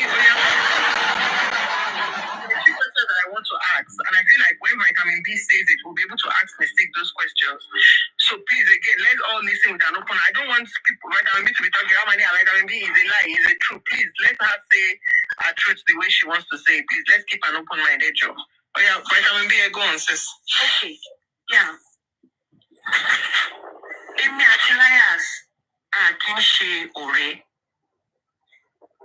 Mistake tó bá ti ọ̀rọ̀ wọn àti Tẹ́mi Abẹ́fẹ́ tó Ayọ̀fẹ́ tó ṣẹlẹ̀ sorry Abẹ́fẹ́. Mo rí pé most àwọn nǹkan tí wọ́n ń sọ lọ́jọ́ yẹn because everybody ló lanu pé mistake lọ́tún mistake ló sí. Mi ò fi bẹ́ẹ̀ wà around. Ìgbà tí mo dẹ̀ ń gbọ́rọ̀ yẹn normally Tẹ́mi àti tí nǹkan báyẹn bá ti ṣẹlẹ̀ I know àwọn èèyàn máa sá káàkiri wọ́n fẹ́ gbọ́ kí ló ṣẹlẹ̀. Okay, ó ní Bella àti Ayọ̀fẹ́ wọ́n ń bú ẹ because èmi náà wà lórí platform Bella. Mo rí pé wọ́n sọ̀rọ̀ yín lóòótọ́ and I told you pé tó bá mọ̀ pé nǹkan tí wọ́n sọ pé o sọ yìí because Ayọ̀fẹ́ sọ fún ẹ pé mi mistake bọ́ta tí o bá sọ̀rọ̀ vitamin B àti Zanzi. Mo dẹ̀ sọ pé lọ sọ fún wọn tó bá mọ̀ ìwọ lọ wojú àyànfẹ́ because mo mọ̀ pé o tó bẹ̀. That was what I said. Èmi ò fẹ́ máa pe àwọn èèyàn pé lágbájá wà ń bẹ̀ tàmídù wà ń bẹ̀. Okay now, wọ́n sọ pé lọ wo àyànfẹ́ kó sọ pé o ò sọ̀rọ̀ èmi àti Zanzi fún kó tó di pé o join platform Zanzi. Lọ wojú àyànfẹ́ kó sọ bẹ́ẹ̀. That was what I said that day. Okay, ìgbà tó di ọjọ́ tó máa lọ ṣe show lọ́dọ̀ MFM. Èmi àti MFM ò kí ń sọ̀rọ̀. Kò dẹ̀ sí nǹkan tó máa mú mi gun orí platform MFM nítorí pé o fẹ́ lọ ṣe show bẹ̀. Èmi ò mọ̀. Àárọ̀ ọjọ́ tí mo rí pé o fẹ́ lọ ṣe show yẹn, that same àárọ̀ ọjọ́ yẹn Sunday yẹn náà ló pè wá sí Zoom call. Tó bá ti pe mistake fún ẹjọ́ báyìí, ó máa sá lọ ni. Àárọ̀ ọjọ́ yẹn tí wọ́n pè wá fún Zoom call yẹn, èmi wà ń bẹ̀, gentle girl wà ń bẹ̀. Mo dẹ̀ sọ, mo ní tó bá wà ń bí báyìí kó máa gbọ́ nǹkan tí mo ń sọ yìí, ìwọ mistake. Gbogbo nǹkan tó bá sọ pé mo sọ. Mi ò gbogbo nǹkan tí mo bá sọ pẹ̀lú any one of you, gbogbo ẹ̀ ni mo máa ń sọ, ni mo lè bold láti sọ síta. Okay, èmi ò mọ̀ pé òun àti MFM wọ́n ti jọ dì í ní pé ó máa lọ ṣe show ń bẹ̀. Nítorí pé èmi ò mọ̀, èmi wá ń sọ, okay, Liars ló pè mí ní after Zoom call yẹn. Kí ló Liars pè mí? Abẹ́fẹ́ sọ pé bí mo kọ́ tí Abẹ́fẹ́, okay, ìgbà tí wọ́n gbé Liars wọlé, wọ́n gbé take on event wọlé, wọ́n wá bèrè ta, òṣà bèrè pé ta ló ń jẹ́ take on event, wọ́n náà. Ṣé àwọn pa sọ lọ́jọ́ yẹn pé plan work ni olórí burúkú lójú balùbalù yẹn? Plan work ni ó mọ̀ sí. Ẹ wá ṣe mí ìmọ̀ ta ló gbé wọlé, ta ló gbé ẹ máa ṣe. Plan work is a plan work. Olóbùkú, olóṣì ẹlẹ́sìn, balùbalù. Bó ṣe ń ṣe ń jọyà ni bó ṣe ń yá ló tún sọ fáwọn èèyàn pé kọjá àwọn èèyàn tó sọ pé kọjá. Gbogbo géèmù tó play jẹ́ ṣe bí mo sọ àwọn èèyàn rò pé mi ìlẹ̀kùn tí mo sọ ń bíbà. Bàbá olóbùkú. Òun ló lọ pè é, olójú pa mápá ìdá yẹn ló pè pé kó wá lo platform òun ló pè é. Mi sì kò láyà kó lọ sí platform MFM ló lọ jókòó. You want to bring Temi down. Olóbùkú ẹlẹ́sìn. Ẹ máa ṣòfò ní gbogbo yín. Wọ́n bá ṣàmà wá fún mi. Yan mi ò fẹ́ dọ̀dọ̀ yọ yẹn gbó lẹ́nu dáadáa. Liars ló ń jẹ́ bẹ́ẹ̀. Because orúkọ tó kọ sórí Nàìjíríà nọ́mbà tó fi pè mí náà nìyẹn. Mo ní Liars ló ń jẹ́ bẹ́ẹ̀. Abẹ́fẹ́ tẹ̀sán kọ́kọ́ gbà pé Tẹ́mi wá sọ pé tí Liars bá wà ń bẹ̀, òun ò ní sọ̀rọ̀. Wọ́n wá ní àkókè, wọ́n ìkọ̀kọ́ fi Liars sẹ́gbẹ́ kan. Abẹ́fẹ́ wá sọ nǹkan kan pé because Liars jẹ́ oní-show off. Èmi wá sọ pé Liars ò dẹ̀ ń ṣèyàn bẹ́ẹ̀ o. Ìgbà yẹn mi ò yìí mọ́ o torí mi mọ̀ pé tèmi ń bọ̀. Wọ́n sọ pé Liars ò dẹ̀ ń ṣèyàn bẹ́ẹ̀ ó kò joyè aláṣẹ wọn ni. Kí ni mo sọ bẹ́ẹ̀ fún nínú Zoom call? Láwọn àgbàlagbà wà nínú Zoom call. Tèmi tó kúrò nínú Zoom call, wọ́n ti lọ sọ fún Liars pé Liars ṣèyàn àti vitamin B ń jà ni. Pé vitamin B sọ pé aláṣẹ wọn ni. Bí mo ṣe bọ́ta nu Zoom call, Liars bá pè mí sọ pé òun aláṣẹ òun ní mi ò mí ìní ẹ̀ bẹ́ẹ̀ pé ọ̀rọ̀ ló dé bẹ́ẹ̀ kódà kò dẹ̀ sẹ́ni kankan tó sọ̀rọ̀ yín láìda. A kò sọ bẹ́ẹ̀ pé èèyàn tó fẹ́ káwọn èèyàn mọ̀ pé nǹkan tó ń ṣe lélẹ̀, nǹkan tó mú mi sọ bẹ́ẹ̀ nìyẹn o pé aláṣẹ òun ni. Ó bá ní kí ló tẹ́mi ṣe máa sọ bẹ́ẹ̀ kíní kan mú ní ká ní wèrè tó wá sọ fún yín gan-an. Ọ̀rọ̀ yẹn ṣàn bí mi inú pé kí ni gbogbo yàmàyàmà yìí? A máa sọ̀rọ̀ tíwájú ẹ̀ tún máa dá nǹkan míì lẹ̀. Kò pẹ́, Zanzi bá pè mí. Zanzi bá sọ fún mi pé kí ni ó tún ṣẹlẹ̀? Pé because òun gbọ́ tí Liars tún ti post nǹkan kan. Bá ní nǹkan bẹ́ẹ̀ bá ní Liars tún sọ o. Nípé ọ̀kan ló máa sọ fún bá ní ọ̀rẹ́ mi calm down. Gbogbo ọ̀rọ̀ ló máa ń bí wọnú. Màá lọ wo ẹni tó sọ kíní yẹn wá. Zanzi dẹ̀ dé lẹ́sẹ̀kẹsẹ̀. Zanzi sọ fún mi pé vitamin B ẹ má bínú sọ̀rọ̀ yìí. Júmíkẹ́ ló sọ fún Liars. Mo ní àgbàlagbà. Júmíkẹ́ ṣe máa lọ sọ orúkọ báyẹn. Nípe Júmíkẹ́ ní ṣé Liars ẹ̀yìn àti vitamin B ń jà ni. Ó bá ní àwọn òjá ohun mọ́rísì tó ṣe máa lọ sọ bẹ́ẹ̀ ní gbogbo yàmàyàmà ìbá ìtorí Ọlọ́run. Okay. Èmi dẹ̀ àìwà lórí fóònù gbẹ̀ ní mistake pé Liars pé Liars o òun máa dárúkọ yín o òun ṣe show lọ́dọ̀ MFM bá ní Liars ṣé wàhálà ò sọ ẹ̀yìn mi ó ṣe jẹ́ gbogbo ọ̀rọ̀ ló máa pe orúkọ yín sí. Ẹ sọ fún kó má pe orúkọ yín o. Ẹ sọ fún kó má dá orúkọ yín. Tó bá ti débi tó máa ti dá orúkọ yín, ó skip ẹ̀. Ṣé wàhálà ò kì í sún ẹ̀yìn ni? Mo lẹ́mẹ̀fẹ̀ tó jẹ́ pé kò sẹ́ni tí ò lè drag, kò dẹ̀ sẹ́ni tí kò lè sọ̀rọ̀ sí. Gbogbo nǹkan tó máa fi drag everybody, òun lẹ́mẹ̀fẹ̀ mú wá. Mo ní bẹ́ẹ̀ mi ṣe wà yìí, kò sí nǹkan tí mo fẹ́ lọ ṣe ń bẹ̀. Máa wà lórí FYP, máa wo gbogbo nǹkan tí wọ́n bá fẹ́ ṣe. Gbọ́fọ́ èmi ò kí n lọ síbẹ̀ kí ni mo fẹ́ lọ ṣe gbébòrùn. Èmi ò lè lọ síbẹ̀ torí mi lè jẹ́ kọ́mọ kan ó wá fi mí wọlẹ̀. Not knowing pé láyà sí ń record kìíní yẹn. But thank God pé mi ò sọ̀rọ̀ anybody like that. Mistake tó lóun gbọ́ kìíní yìí, I'll be so glad tó bá lè play ẹ̀. Pé èmi sọ̀rọ̀ òun bẹ̀, mi ò sọ̀rọ̀ mistake. Ọ̀rọ̀ MFM ṣáà ni mò ń tẹnu mọ́. Mi ṣáà sọ oríṣiríṣi gbogbo nǹkan tó ń ṣẹlẹ̀ ní moment yẹn ni mò ń sọ. Mo ní wọ́n ní àpé àwọn ti gbé kò gbé kọ̀. Mo ní ẹ send message sí. Ẹni kó má dárúkọ yín. Ṣé wàhálà ò sùn yín ni? Ó ti dárúkọ yín lọ́dọ̀ tèmi. Wọ́n tún máa lọ máa dárúkọ yín lọ́dọ̀. Ó máa tún lọ play voice yín. Wọ́n tún dá lọ́dọ̀ MFM náà. Ṣé wàhálà ò sùn yín ṣàṣọ yẹn? Èmi mọ̀ pé láyà sí record ẹ̀. Nígbà tó máa that was Sunday evening tó lọ ṣe show yẹn lọ́dọ̀ MFM. Nígbà tó máa di Monday morning after work tí mo dé bí ìrọ̀lẹ́ mo kàn mẹ́wọ́ TikTok náà ni mo rí post Liars. Mo bá wò ká kí ni Liars post yìí?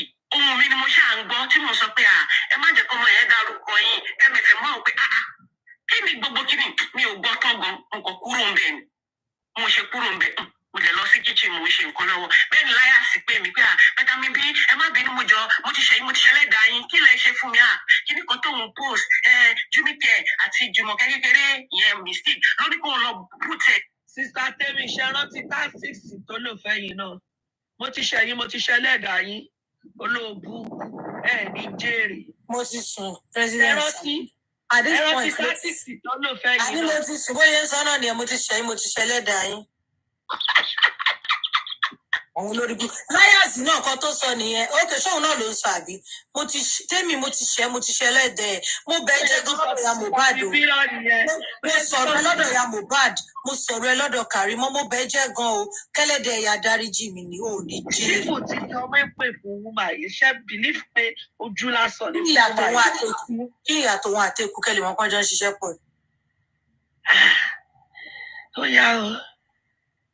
Put it down mo ní èmi ti rí i pé nothing mi ò bínú ó bá ní òun ò tiẹ̀ mọ̀ kíní kan máa ní ẹ jẹ́ béèrè question kan lọ́wọ́ yín báwo lẹ ṣe máa post nǹkan tẹ máa sọ pé ẹ mọ̀ content nǹkan tẹ ẹ post ó bá ní Ọlọ́run ẹlẹ́dàá yín pọ̀ mo ní Liars kò possible o mo ní well tèmi bá máa sọ bọ́rọ̀ ìṣeré lójú tèmi bóyá ẹ fẹ́ take revenge pé mo sọ pé aláṣẹwọ̀n ni yín òun ló jẹ́ ká ẹ post nǹkan tẹ ẹ post mo ní well èmi ò fọ́ fún MFM o kò sí nǹkan kan tó máa ṣẹlẹ̀ láyé yìí tí ò ti ṣẹlẹ̀ séèyàn kan rí MFM bá drag mi lẹ́nu kò lè drag mi for 1 month because the only thing tó lè ṣe máa drag mi ni pé a lóun gbọ́ orúkọ òun lẹ́nu mi lóòótọ́ mi sọ̀rọ̀ ẹ̀ láì da ìwà tó ń wù nǹkan tí mo sọ síbẹ̀ bọ̀ á ní pé òun gbọ́ orúkọ òun lẹ́nu mi nǹkan tó fi lè drag mi nìyẹn mo ní kílẹ̀ tó máa sọ pé kẹlọ put it down èmi ò kí ẹ o èmi ò kí ẹ kẹ put it down tẹ́ pé ọ̀rọ̀ yẹn mi ìgbà fún Liars pé Liars kí lè tẹ́ fi ṣe báyìí